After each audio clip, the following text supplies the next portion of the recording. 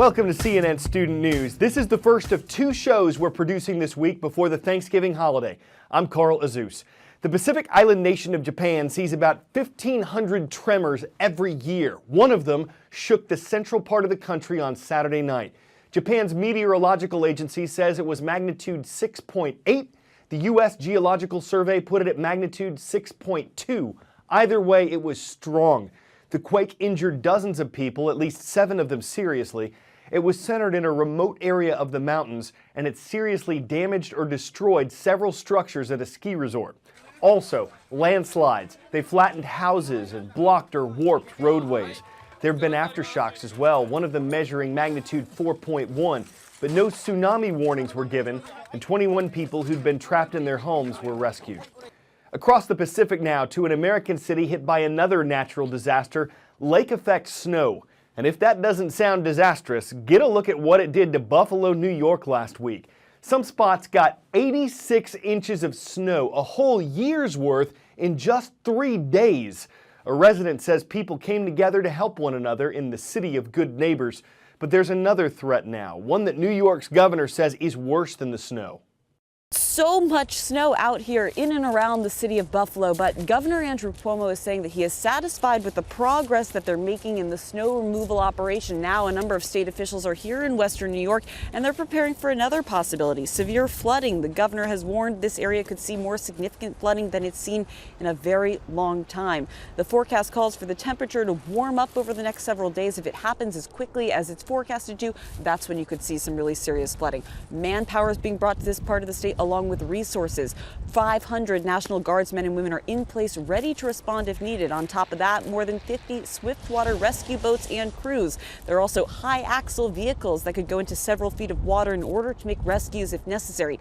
Hundreds of pumps have been brought in anticipation of potential flooding, and also 176,000 sandbags. Everyone here is hoping that that temperature rise will happen more gradually and that officials will be able to get more snow out of the area before flooding becomes a big problem. But in the meantime, homeowners are working really hard to stay ahead of the game here. There is some rain in the forecast, so people are trying to get the shovels out, get the snow off the roof. They don't want that rain to combine with the snow. That's when you see more roofs collapsing. Already in the last few days, several dozen roofs have collapsed. We know that if more rain comes, that will put more homes in danger. Time for the shout out. In the business world, what color is associated with making a profit? If you think you know it, shout it out. Is it green, red, black, or blue? You've got 3 seconds. Go. When a business is in the black, it means it's making a profit. That's your answer, and that's your shout out. That's where the term Black Friday comes from. It's the day after Thanksgiving, and it's a massive shopping day in the U.S., so much so that retail stores and chains are hoping that's the day that puts them in the black for the year. As this Black Friday approaches, U.S. consumer confidence is up according to recent polls. That could mean people are more optimistic about the economy. Something else may fuel their spending. With Thanksgiving around the corner, retailers are gearing up for a battle. And here's why. Stores can make up to 40% of their annual profits in just the last 6 weeks of the year. But there's a problem these days. The shopping holiday season isn't what it once was. In 2004, sales grew nearly 7%. In 2013, the sales increase was less than half that. This year, retailers have a little bit of a unique opportunity. Low gas prices. People have a little extra spending money. So, with billions of dollars at stake, here are a few strategies that brick-and-mortar stores are using to get a piece of the action. 1. Retailers are rolling out promotions early. More people are shopping in November, before Black Friday. So names like Target are promoting pre-Black Friday sales, and Kmart and Radio Shack are opening stores on Thanksgiving morning. 2. Minimize wait times. Stores are increasing staff and mobile checkouts. Fact is, shoppers are more valuable than ever before, so stores are really working hard to keep them happy. 3. Focus on online sales.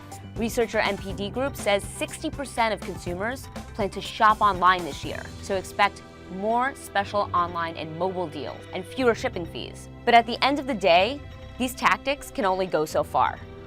Ultimately, What people spend and where they spend it comes down to a feeling, how they feel about their job, the economy, and how much money is in their pocket. In New York, I'm Christina Alessi. The Bronze Star is a U.S. military award for heroism, and one man who earned it is Captain Derek Herrera. After he was hit by a sniper's bullet during a patrol in Afghanistan, he helped save the life of a fellow Marine and continued to direct his team during a firefight. His perseverance, helping him stand to receive his award, is today's study in character. What makes Marine Special Operations Captain Derek Herrera a hero is not just his actions on the battlefield. We were on the rooftop observing some suspicious activity in the valley to our north. It was just after sunrise, June 14th, 2012. He was leading a patrol in Afghanistan's Helmand province. And then all of a sudden, I just felt kind of a pulsing sensation on my back. It was an ambush. A bullet from an AK-47 lodged in his spine. As I was laying there, immediately knew and had some pain and just kind of almost felt like electrical stimulation just kind of pulsing through my back. Everything in your life has changed very suddenly. It was, yeah. In an instant, you know, an inch one way would have missed me completely, an inch the other way would have gone straight to my heart and killed me. Months of rehabilitation would follow, a new battle for the officer, adjusting to being completely paralyzed from the chest down. Over time, I came to realize that of the many friends that I've had who've made the ultimate sacrifice for our nation, any one of those guys would be happy to be in my position and continue to live a life. One of those guys, Captain Matthew Manukian, a friend whose name he wears in bronze. Tell me about your bracelet. I wear that every day just to try to remind myself and try to have a small visible reminder of the sacrifices that these guys have made and remind myself that, you know, that I have a gift and that I'm happy to be here and still able to continue to move forward. And moving forward is literally what he's doing. He just needs a little help. This is the ReWalk exoskeleton, an FDA-approved $70,000 wearable robotic device that powers Herrera's hip and knee motion. It allows him to walk on his own. The first American to own one. The President of the United States takes pleasure in presenting the Bronze Star Medal to Captain Derek J. Herrera. Now the first paralyzed service member to stand and walk as he receives his Bronze Star with valor. Being able to stand and receive this award will just kind of be a symbol and show others that I'm not out of the fight. Captain Herrera retires out of the service. His next battle already underway. Kyung La, CNN, Camp Pendleton.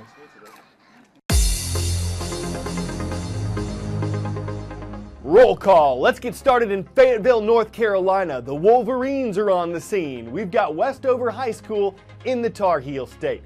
Next to Big Sky Country, can't beat the Bulldogs. They're at Whitefish Middle School in Whitefish, Montana. And in Inglewood, California, the Eagles are soaring high over the Golden State. Good to see Animo Inglewood Charter High School. Queso isn't just a cheese, it's the name of a dog whose owners call a goofy, silly weirdo. Queso in point, doorways. He doesn't walk into a bedroom the traditional way, he backs himself in. Now that'll give you pause. There are no signs of abuse in Queso's past, and his owners don't think it's the actual doorway that troubles him. They think it's the transition between the hardwood floor and the carpet. When he leaves the room, he does it face first. Queso, what do you say about that? That he doesn't adore doorways, that he just wants a little backup, that he's got a little too much swag? Maybe putting his back foot forward is his best foot footward to embark a foot upon a floor, upon all fours, a back awards. Too late to back out now. I'm Carl Azus for CNN Student News.